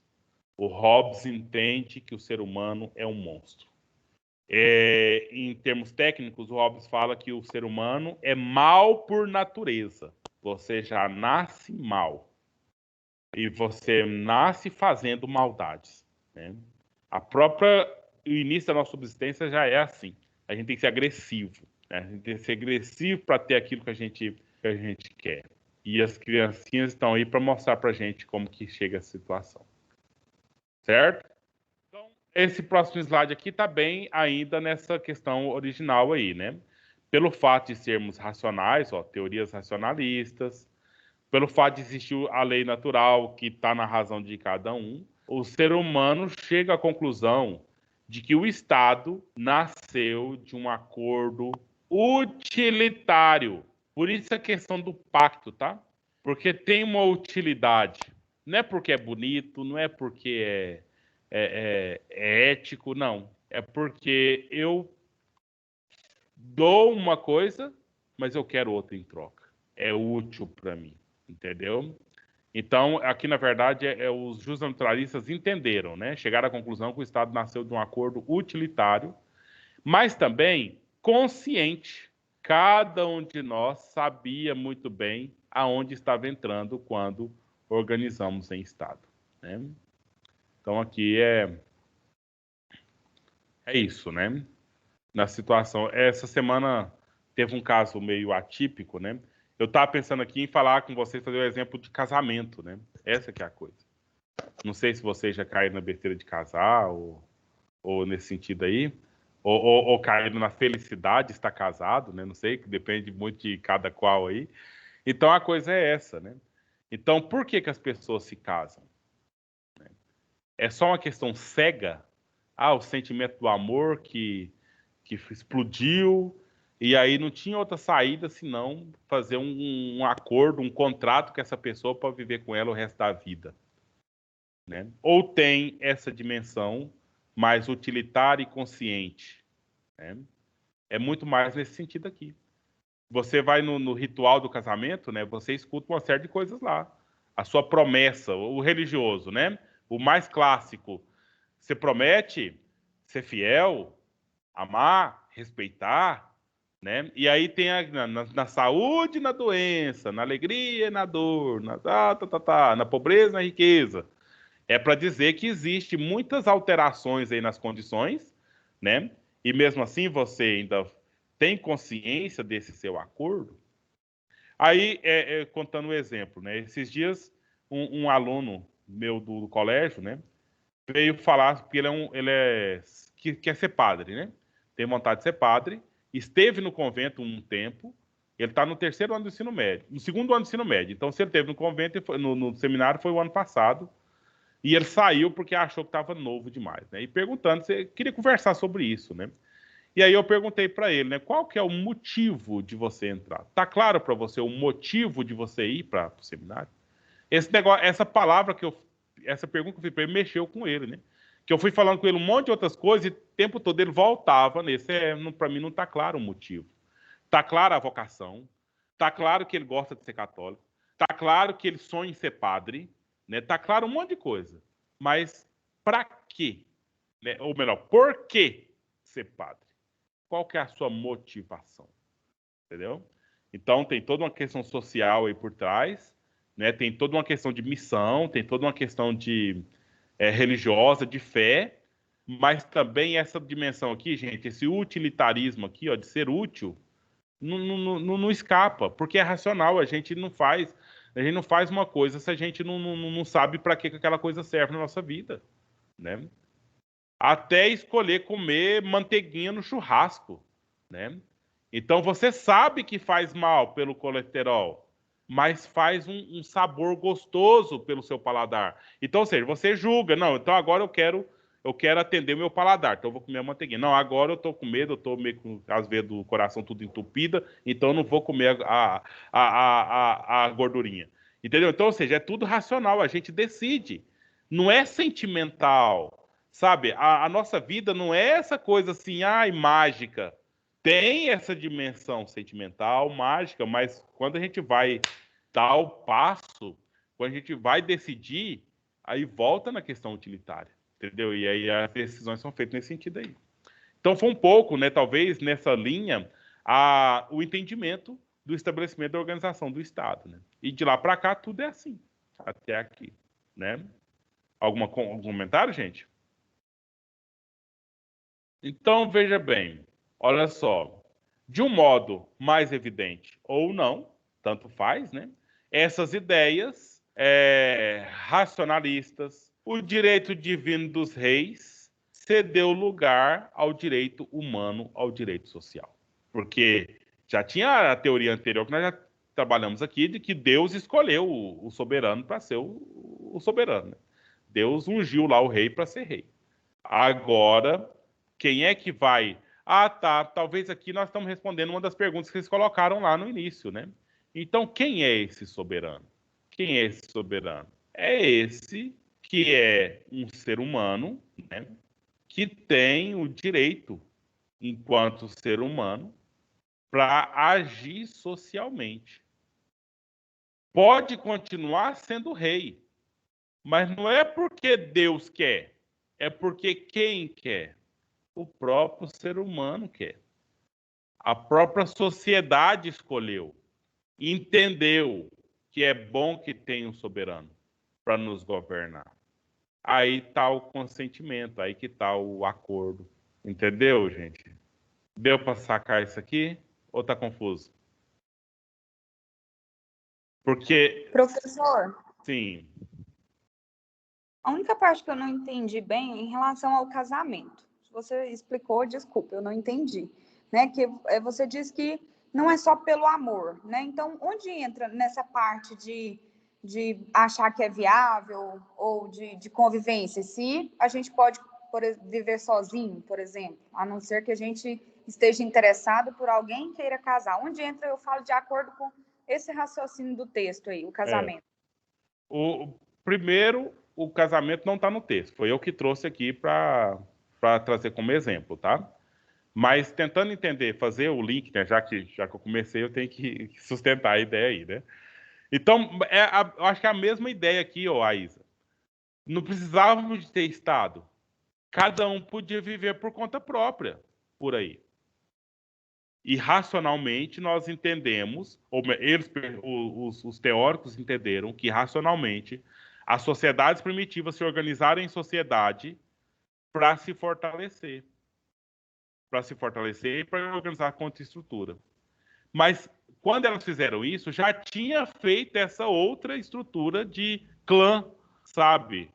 De clã, de organização familiar. Então, para que se casar? Tem dois motivos, muito natural, biológico, que é a questão de procriar, né? De procriar, então se tem um homem, uma mulher, e ali eles vão ter os filhos. E não só ter o filho, aí tem que cuidar do filho, tem que estabelecer ali a propriedade para tirar o sustento para aquele grupo familiar.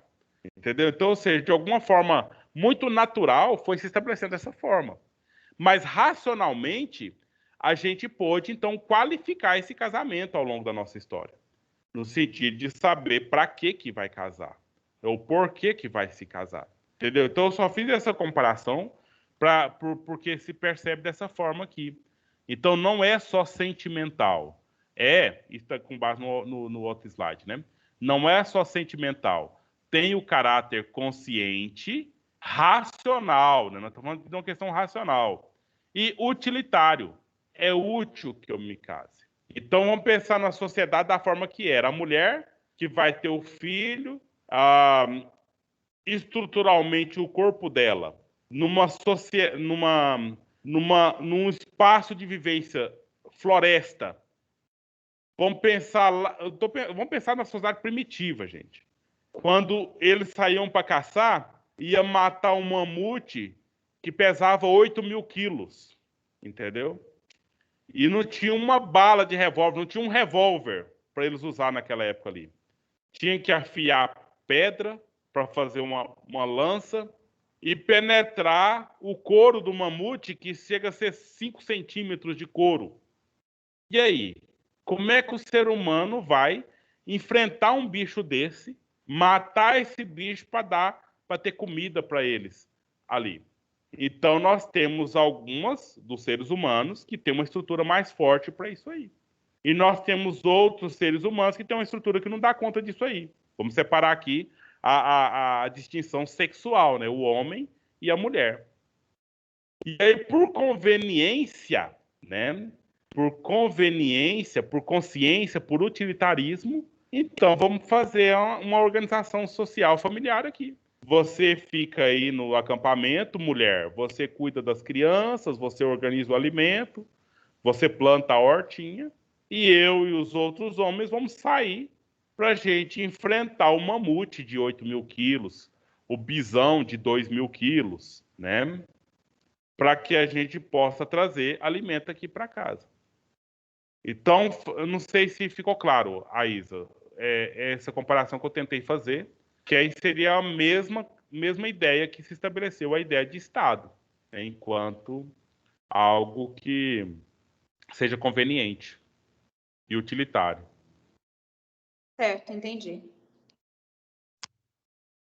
E pensar assim, né, nos desdobramentos disso, é a nossa condição racional, né? Tudo que a gente faz por um motivo e com um objetivo, né? A gente quer chegar em algum ponto aí. E racionalmente a gente faz essa questão. E aí só essa separação, tá, gente? Olha, o rei continua em Hobbes. O rei, quem é o soberano? A pergunta que vocês vários fizeram lá.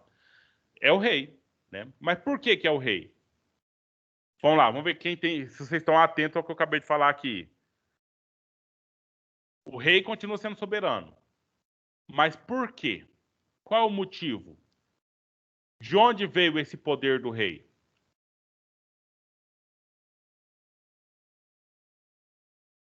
De Deus?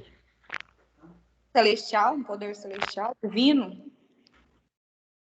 Vocês estão certos, né, Wender, mas está errado.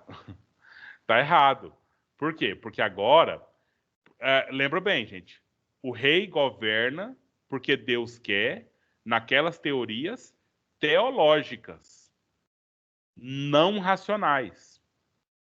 Certo? Agora, aqui na teoria racional, o rei governa. Mas não é o direito divino. É o direito humano. É o direito social. O humano que escolheu consentir com o poder do rei. A sociedade que precisa de um rei governando.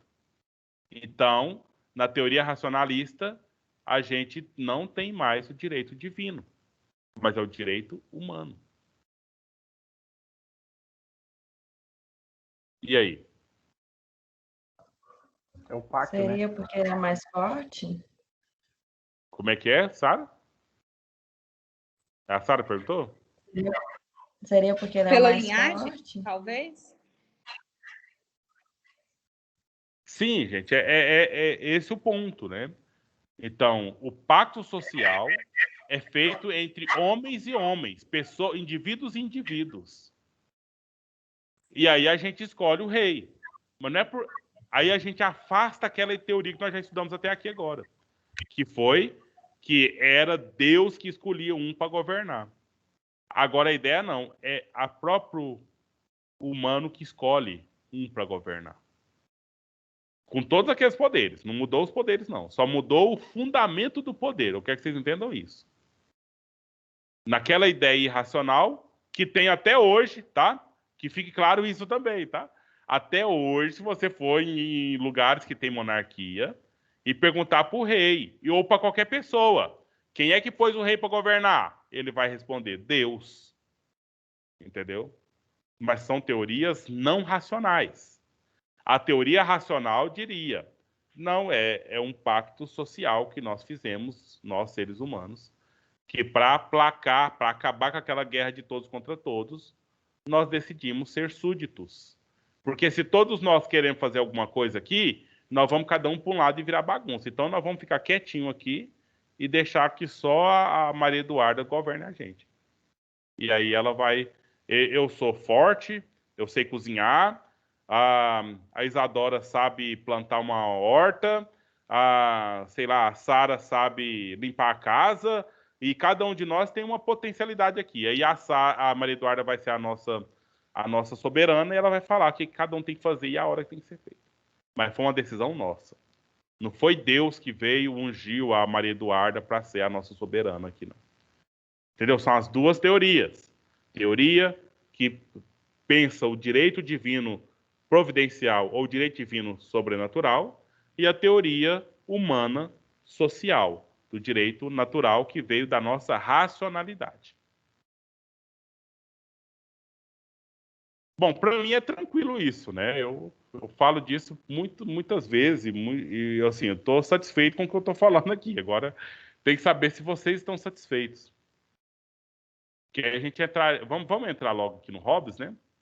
Então, tudo que foi dito até aqui, gente, é para qualquer justnaturalista, tá? Qualquer ideia do Hobbes, do Locke ou do Rousseau é a mesma ideia. Agora aqui vamos conversar sobre o Hobbes de modo geral. Olha a época da vida dele aqui, ó, século XVII.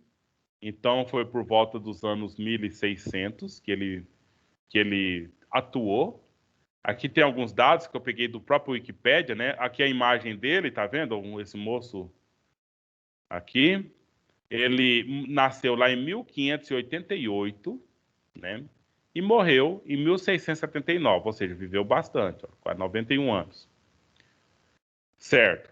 Uma das obras mais importantes dele, ó, o próprio nome do livro, tá vendo? Leviatã, que ele explica bem o que se refere à teoria do Estado dele, certo? E qual foi a teoria dele? Com base no absolutismo racional. Absolutismo. O rei com poder absoluto. Mas racionalmente eu aceito esse poder absoluto porque ele me garante uma ordem, uma organização do Estado, né? E por que ele acha que tem que ser um rei absolutista? O que é um rei absolutista? De novo, presta atenção, gente. É o rei que controla tudo. Controla todos. É o rei que pode pegar os seus recursos. É um rei que pode mandar você fazer o que ele bem entender. Certo? Isso, para nós hoje, é agressivo, né? A gente não gostaria muito disso, não. Ou alguém de vocês acha que seria uma boa um soberano que pudesse vir aqui na minha casa ou na sua casa e pegar o que ele quiser para o bem da nação, ou te pôr para fazer o que ele quiser para o bem da nação. Você ficaria à vontade com isso? Quem ficaria satisfeito com um governo assim? Quase ninguém, né? Mas por que o Hobbes defendeu isso? Quem acha? Quem lembra das aulas de filosofia lá do ensino médio? Por que será que o Hobbes teve essa teoria de que o soberano tinha que ter esse poder total e absoluto?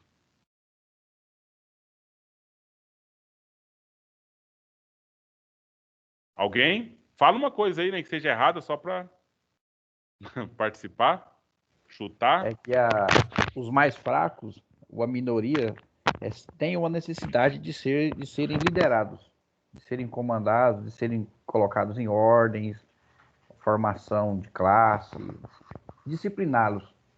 Mas né? por quê? Por quê? Por que existe essa necessidade? Mas só tentando te corrigir já, Ander, não é os mais fracos, não, é qualquer ser humano. Aqui a teoria dele é para qualquer ser humano. Qualquer ser humano precisa ser submetido a um governo absolutista. Por quê?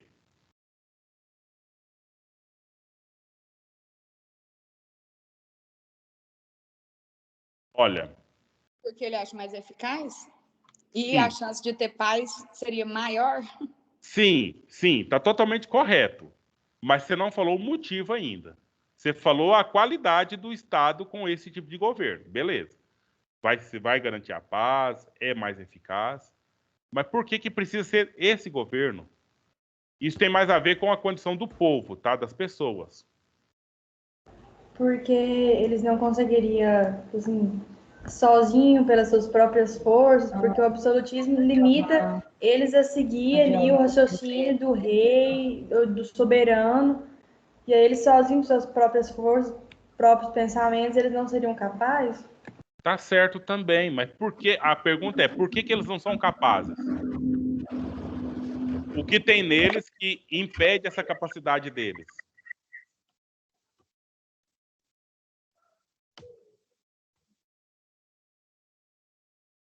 Olha aqui, vamos continuar nesse slide, olha. O Hobbes percebeu que o Estado tende a conformar-se com a natureza humana. O Estado normalmente vai se conformando com a natureza humana. Então tem a ver com essa natureza humana.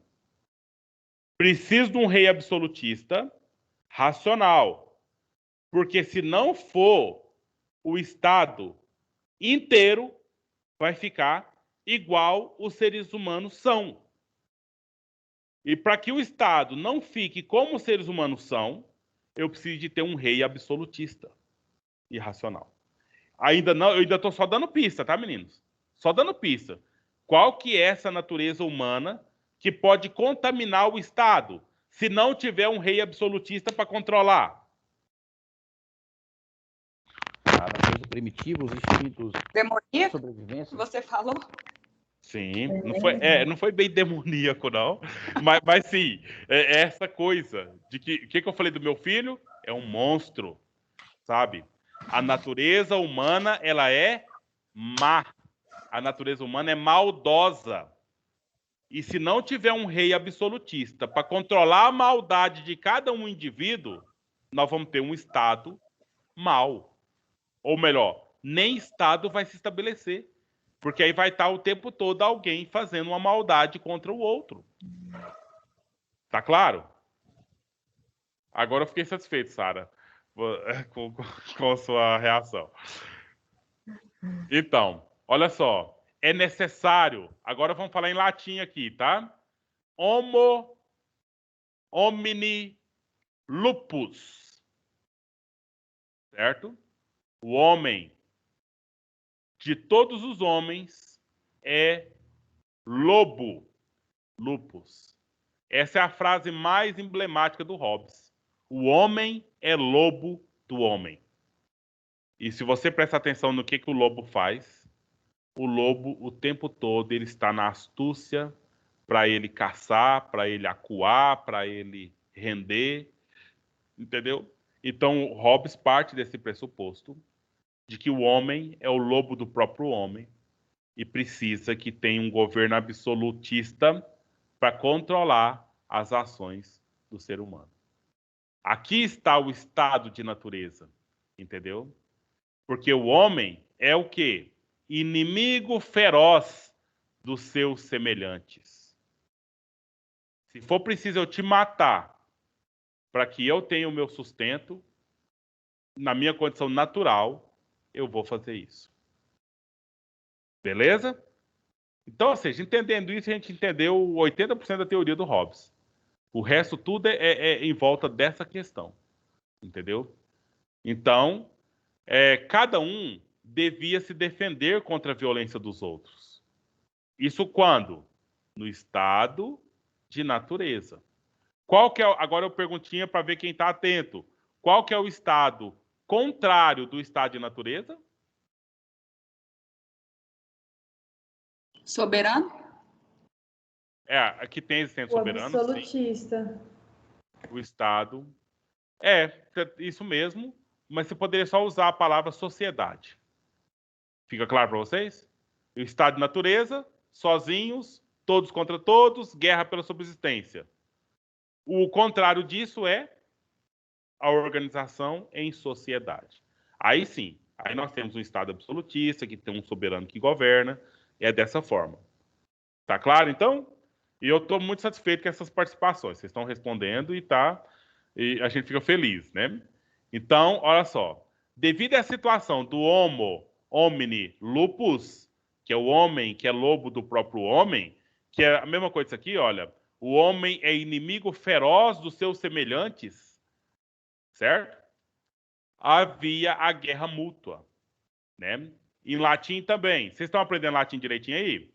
Bellum omnium contra homines. Então, bellum é guerra, omnium, de todos. Contra é igual ao português, né? Contra todos. Certo? Vamos, eu queria que vocês abrissem o áudio, por favor, para ver se vocês aprenderam a pronúncia em latim aqui, dessa frase do Hobbes, porque vocês sabem que os bons juristas falam em latim, né? Eles falam data venia, pro rata temporis, né? Eles falam muitas frases, vox populi, vox dei. Então, são várias frases em latim. Vamos aqui na ciência política, por favor. Repita comigo. Homo. Homo. Vamos lá. Homini. Homini. Lupus. Homini. Lupus. Então, agora de uma vez. 1, 2, 3 e... Homo. Homini. Lupus. Certo. Agora vamos para aqui a guerra de todos contra todos. Que é... 1, 2, 3 e... Bellum. Bellum. Omnium. Omnium. Contra. Homines. Vez. Bellum. Omnium.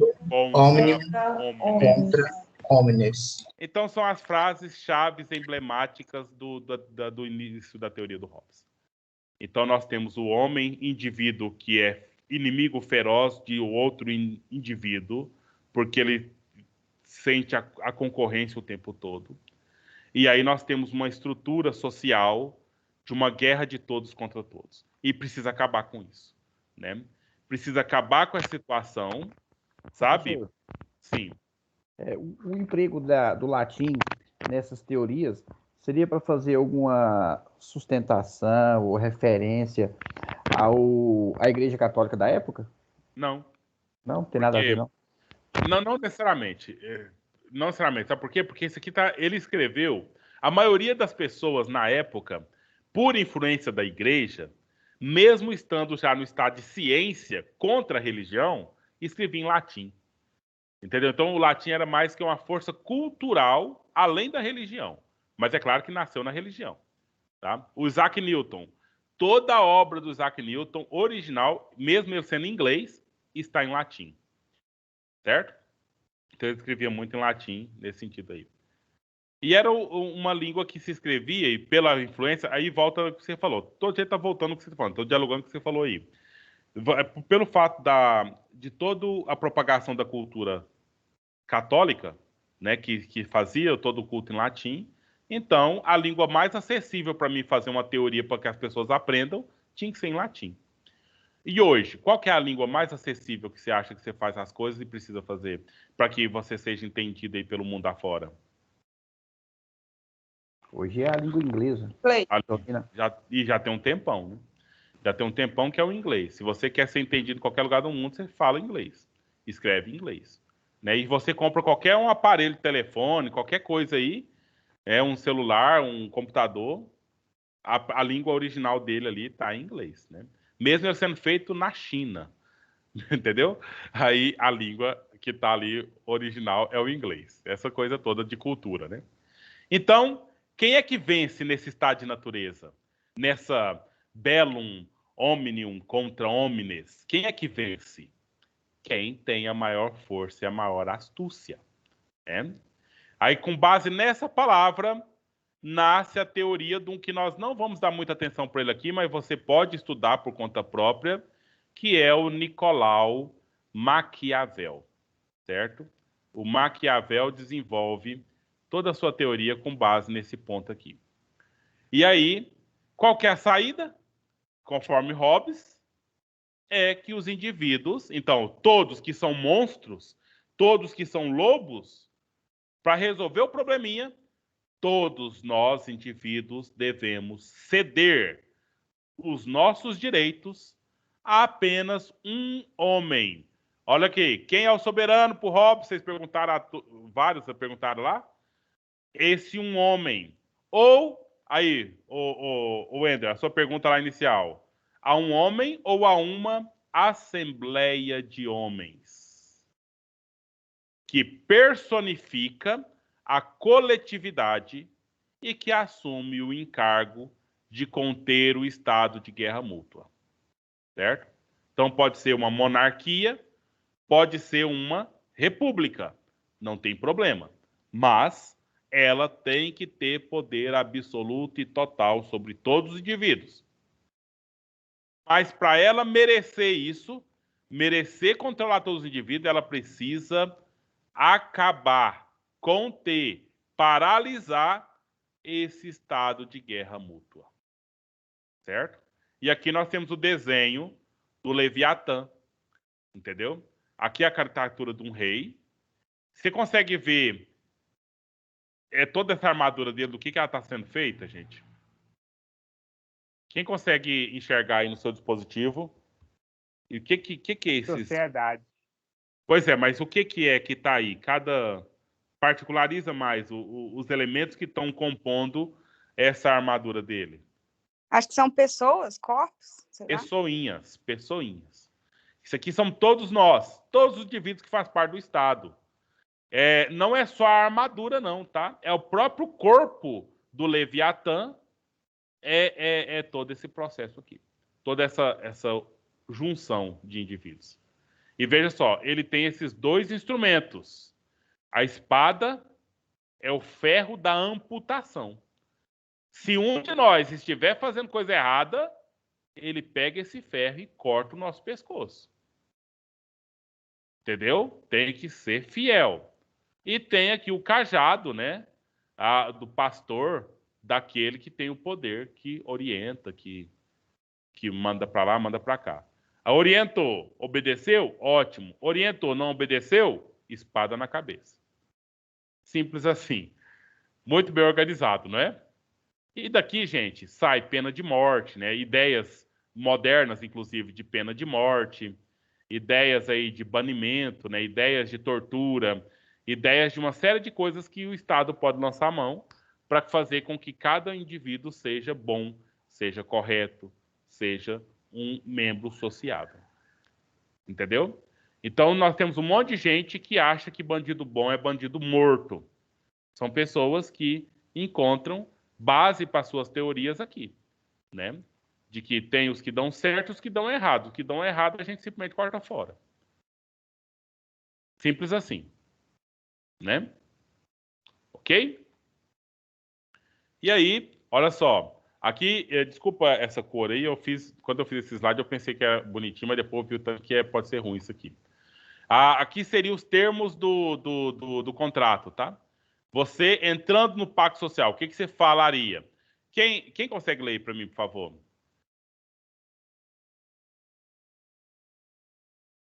Alguém poderia ler para gente? Ou está muito ruim no vermelho? Autorizo. Sim. Acho que eu consigo.